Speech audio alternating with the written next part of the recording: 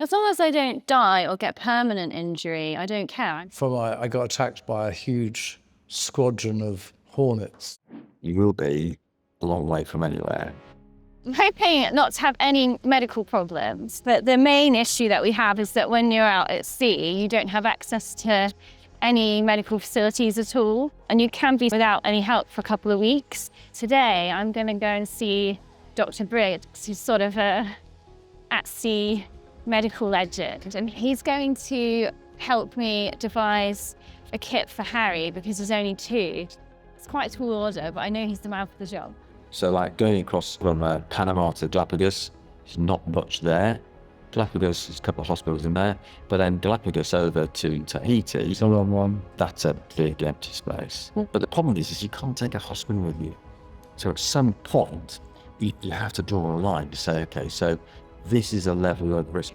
I was an investigator for neurological clinical trials, but before that I worked in hospitals doing emergency medicine and internal medicine. So yeah, but it's been a while since I've practiced now. I've been out of action for a couple of years.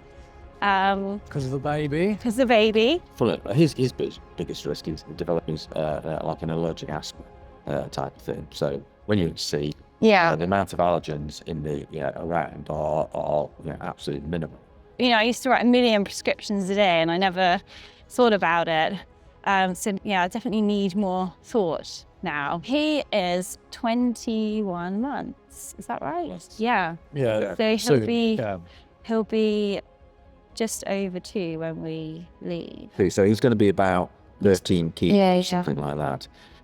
So you basically dilute that, so you've got about 30. No, and it's nice to know that they're on the end of the phone as well, because I really don't want to be dealing with it on my own, which is my biggest fear, is emergency and everyone comes to me and I have no support. We definitely got EpiPens, like adrenaline. So you've got adrenaline, but not in the form of EpiPens, but it probably. I had 2 shots of adrenaline just last There's a week. paediatric EpiPen. But, You did. I got attacked by a huge squadron of Hornets.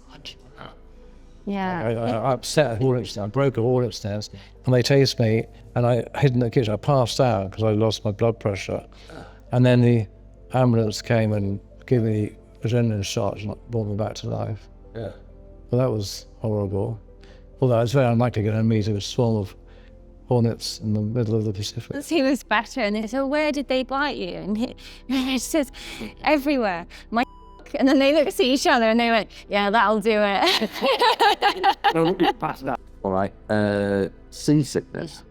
You know, I just am terrified of heading off on a 2-week sea adventure and just spending the whole time being horribly ill and not able to look after Harry. So I spent ages making a table. I think I'm just going to take all of them while I'm at home and see what happens. Yes, and then go for a drive around the mountains. Sit